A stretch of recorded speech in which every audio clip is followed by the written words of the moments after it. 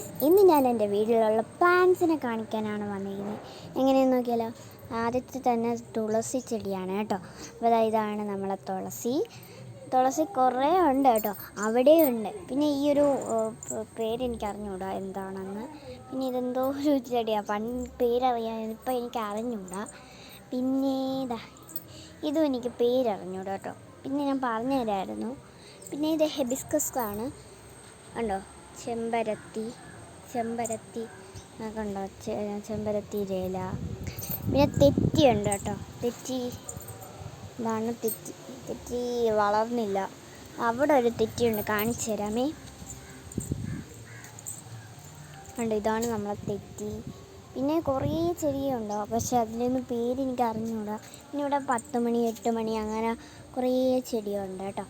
പിന്നെ അലോവേര ഉണ്ട്.